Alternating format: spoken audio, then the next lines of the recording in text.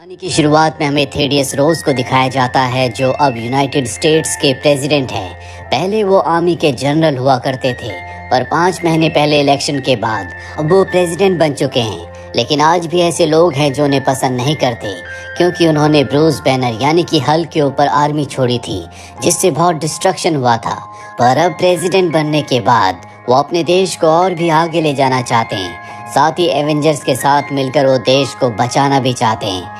वहीं दूर बैठा उनकी प्रेस कॉन्फ्रेंस को कैप्टन अमेरिका देख रहा होता है, जो पहले कभी फैल्कन था, लेकिन अब कैप्टन अमेरिका की शील्ड उसके पास है। वही अब नया कैप्टन अमेरिका है।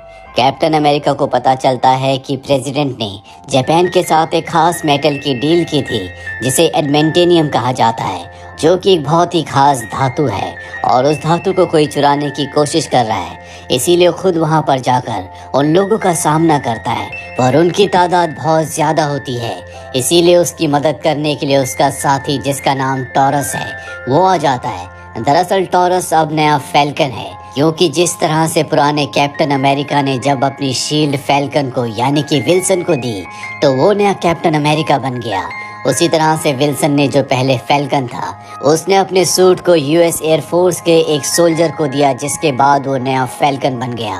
और अब फैल्कन की मदद से कैप्टन अमेरिका उस खास तरह के मेटल को चोरी होने से बचा लेता है। कैप्टन अमेरिका फैल्कन से बहुत खुश होता है। वो चाहता है कि वो अपनी स्किल्स को और भी अच्छा करे, इसीलिए वो उसे एक पुराने वेटरन के पास ले जाता है, जिसका नाम ब्रैडली है। ब्रैडली ने कई वॉर्स लड़ी हैं, साथ ही उसके ऊपर 30 सालों तक एक्सपेरिमेंट किए गए और अब वो एक सुपर सोल्जर बन चुका है। ब्रैडली के ऊपर यूएस गवर्नमेंट ने और थेडियस रोज ने एक्सपेरिमेंट किए थे, जो कि अब नया प्रेसिडेंट है। इसीलिए वो नए प्रेसिडेंट को बिल्कुल पसंद नहीं करता।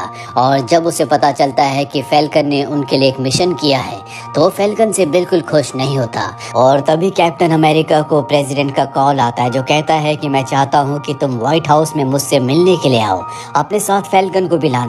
पर वो कहता है कि मैं एक ही शर्त पर आऊंगा, अगर तुम ब्रैडली को भी मेरे साथ आने की अनुमति दो। थेडियस रोज यानी कि प्रेसिडेंट उसकी शर्त मान जाते हैं। अगले दिन अपने साथ वो उन दोनों को लेकर व्हाइट हाउस पहुंच जाता है, जहां पर दुनिया के बड़े बड़े लोग आए होते हैं। और जब सब एक दूसरे से बातें करने में बिजी होते हैं, तभी प्रेसिडेंट कैप्टन अमेरिका को यानी कि सैम विल्सन को अपने साथ ले जाते हैं और कहते हैं कि मैं चाहता हूं कि एक बार फिर से एवेंजर्स की टीम बने। ये सुनकर सैम विल्सन यानी कि कैप्टन अमेरिका हैरान हो जाता है। वो कहता है कि आप इसके खिलाफ थे, आपने सबसे एग्रीमेंट साइन करवाया था। लेकिन अब प्रेसिडेंट को एहसास हो चुका है कि इस दुनिया को बचाने के लिए एवेंजर्स की जरूरत है। इसीलिए एक बार फिर से वो एवेंजर्स की टीम का गठन करना चाहते हैं। कैप्टन अमेरिका कहता है कि अगर हमारे बीच में डिफरेंसेस पैदा हुए तो क्या होगा।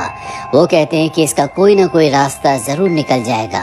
इसके बाद वो मीटिंग में चले जाते हैं, जहां पर दुनिया के बड़े बड़े लीडर्स हैं। उन सब को वो उस नए मेटल को इंट्रोड्यूस करते हैं, जिसका नाम एडमेंटियम है। वो सबको बताते हैं कि इंडियन ओशियन में जो सेलेस्टियल आइलैंड है, वहाँ पर हमें एक खास तरह का मेटल मिला है। मैं चाहता हूँ कि इस मेटल का हर एक देश को फायदा मिले, पर हमें एक एग्रीमेंट पर साइन करना होगा। वहाँ पर एक खास तरह का म्यूजिक बज रहा होता है, जिससे ब्रैडली, जो कि फैल्कन का अब नया टीचर है, उसे और 4 और सिक्योरिटी ऑफिसर्स को कुछ होने लगता है, जिसके बाद वो प्रेसिडेंट के ऊपर गोलियां चला देते हैं।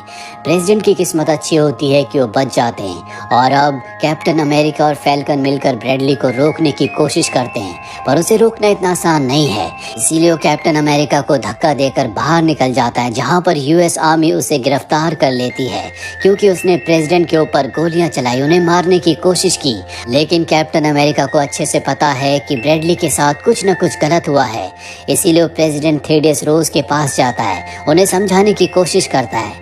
वहाँ पर उनकी असिस्टेंट भी होती है, जो कि ब्लैक विडो है। कैप्टन अमेरिका प्रेसिडेंट को समझाने की कोशिश करता है कि ब्रैडली बेगुनाह है, वो ऐसा नहीं कर सकता, जरूर इसके पीछे कुछ न कुछ कारण है। मैं इस केस को इन्वेस्टिगेट करना चाहता हूँ। पर प्रेसिडेंट साफ साफ मना कर देते हैं। वो कहते हैं कि वो तुम्हारा दोस्त है, तुम उसे बचाने के लिए कोई भी कहानी बना सकते हो। पर अब कैप्टन अमेरिका ने अंदर ही अंदर ये तय कर लिया है कि वो ब्रैडली को बचा कर रहेगा। इसीलिए वो ब्रैडली से मिलने के लिए जाता और पूछता है कि तुम्हें क्या हुआ था। वो कहता है कि मुझे कुछ याद नहीं, मैंने वहाँ पर क्या किया मुझे ये भी नहीं पता, और कैसे मैं यहाँ तक पहुँच गया। पर उस दिन एक चीज़ अजीब थी, मेरा जो फ़ोन था वो अच्छे से काम नहीं कर रहा था। कैप्टन अमेरिका वहां से अपनी गाड़ी से निकल जाता है और तभी साइड विंडर जो कि सरपेंट सोसाइटी का लीडर है वो उसकी कार पर हमला करके उसकी कार को डिस्ट्रॉय कर देता है। दरअसल वो कैप्टन अमेरिका से उस दिन का बदला लेना चाहता है जब उसके लोग उस खास धातु को चुराना चाहते थे, पर कैप्टन अमेरिका और फैल्कन की वजह से उनका पूरा मिशन बर्बाद हो गया और अब वो कैप्टन अमेरिका को मारना चाहता है। पर कैप्टन अमेरिका को मारना इतना आसान नहीं है। जल्दी कैप्टन अमेरिका उसे अपने काबू में ले लेता है और उसे पुलिस के हवाले करके वहां से निकल जाता है। दूसरी तरफ हमें फैल्कन को दिखाया जाता है जो व्हाइट हाउस के वीडियो को देख रहा होता है ताकि उसे पता चल सके कि उस दिन ब्रैडली और बाकी के 4 सिक्योरिटी ऑफिसर्स ने प्रेसिडेंट के ऊपर हमला क्यों किया। उसे पता चलता है कि उस दिन ब्रैडली के फोन की जो स्क्रीन थी जो कि एक खास पैटर्न से ग्लो हो रहा था, साथ ही एक जगह से सिग्नल आ रहा था जो कि वर्जीनिया में है। ये एक खुफिया जगह है और इसका नाम है कैंप इको 1। सारी बातें वो कैप्टन अमेरिका को बताता है, जिसके बाद ये दोनों के दोनों वर्जीनिया की उस हिडन साइट पर पहुंच जाते हैं जो कि खुफिया बंकर है।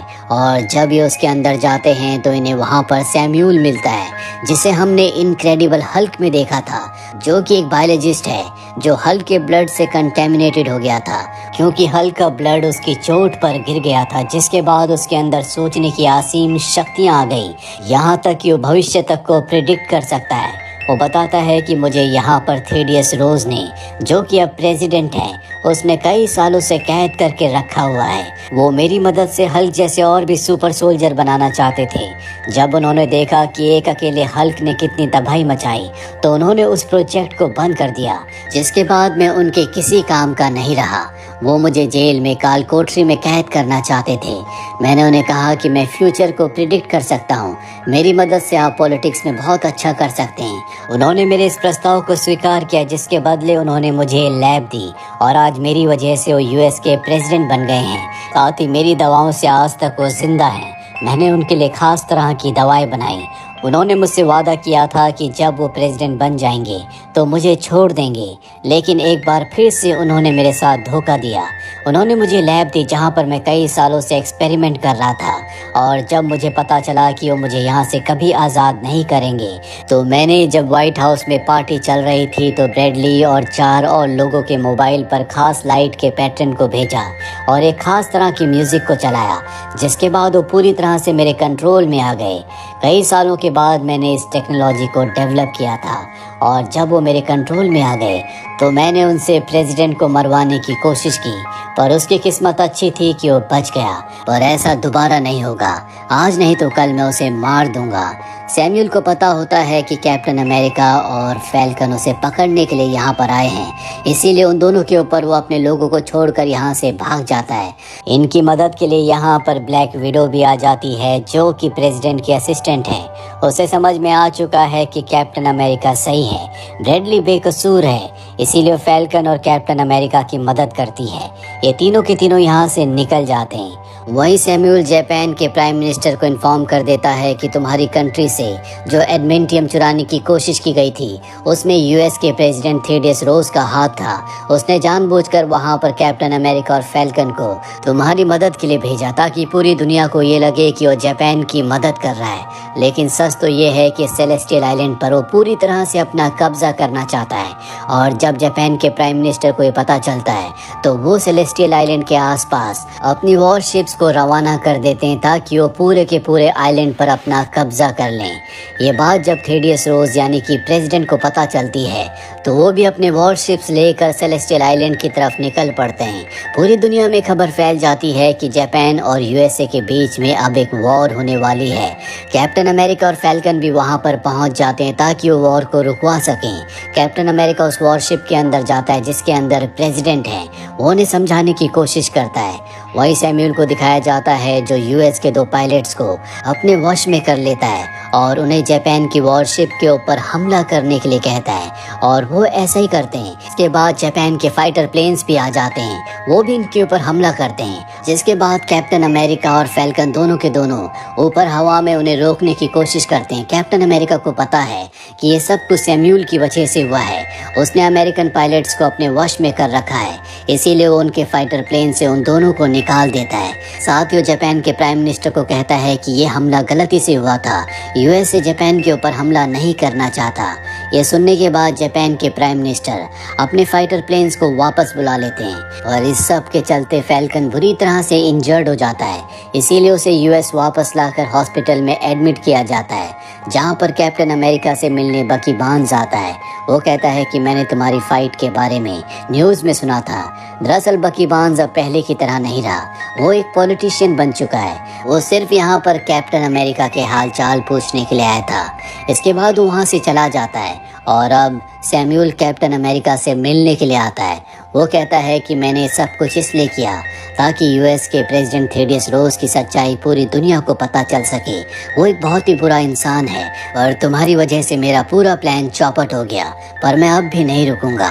आज से कई साल पहले थेडियस रोज को एक बीमारी हो गई थी जिसका कोई इलाज नहीं था, पर मैंने उसकी बीमारी के लिए खास दवा बनाई, जिस दवा की वजह से वो आज तक जिंदा है। लेकिन मैंने उसकी दवा में गामा रेडिएशन मिला दिए थे जो कि हल्की बॉडी में भी होते हैं, और उस दवा को लेने की वजह से उसके शरीर में धीरे धीरे बदलाव हो रहे हैं जिस बारे में उसे कुछ नहीं पता।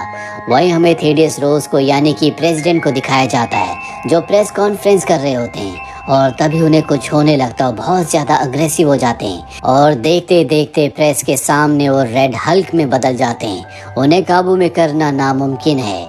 वहीं सैमुअल को आर्मी गिरफ्तार कर लेती है, जिसके बाद कैप्टन अमेरिका थेडियस रोज को जो कि रेड हल्क बन चुके हैं उन्हें रोकने के लिए यहाँ पर पहुँच जाता है, पर रेड हल्क बहुत ताकतवर है, इसीलिए कैप्टन अमेरिका उनके सामने नहीं टिक पाता। वो उसकी शील्ड को छीन कर जमीन में गाड़ देता है, साथ ही उसके दोनों पंखों को तोड़ देता है और अब वो कैप्टन अमेरिका को मारने वाला होता है। तभी कैप्टन अमेरिका कहता है कि तुम्हें अपनी बेटी रोज के बारे में सोचना होगा। बेटी रोज चाहती थी कि तुम दुनिया के लिए अच्छा करो, लेकिन तुम इस तरह से पूरी दुनिया को बर्बाद कर दोगे। अपनी बेटी का नाम सुनकर उसका गुस्सा शांत होने लगता है, जिसके बाद वो एक बार फिर से नॉर्मल इंसान बन जाता है। जिसके बाद आर्मी उसे गिरफ्तार करके खास जेल में भेज देती है, जहाँ पर बेटी रोज जो कि उसकी बेटी है वो उससे मिलने के लिए आती है। अपनी बेटी को देखकर वो बहुत खुश होता है। साथ ही ब्रैडली को भी जेल से छोड़ दिया जाता है क्योंकि उसे कैप्टन अमेरिका ने बेगुनाह साबित कर दिया है। पोस्ट क्रेडिट सीन में दिखाया जाता है कि सैम विल्सन यानी कि कैप्टन अमेरिका उसी जेल में जाते हैं जिसमें थेडियस रोज है। दरअसल सैमुअल भी इसी जेल में है। वो सैमुअल से मिलने के लिए यहाँ पर आया है। सैमुअल कहता है कि मैं भविष्य को देख सकता हूँ और मैंने भविष्य की हर एक पॉसिबिलिटी को देख लिया है। तुम्हें लगता है कि तुम मुझे रोकने में कामयाब हो गए, लेकिन जल्दी वो सब यहाँ आने वाले हैं, जिसके बाद मुझे कोई नहीं रोक पाएगा। कैप्टन अमेरिका पूछता है कौन? वो कहता है कि वो इस दुनिया के नहीं है, तुम्हारी दुनिया के अलावा और कई सारी दुनियाएं हैं और वो दूसरी दुनिया से यहाँ पर आएंगे। और इसी के साथ ये फिल्म, ये कहानी यहीं पर ख़त्म हो जाती है। उम्मीद करते हैं कि ये कहानी आपको पसंद आई होगी।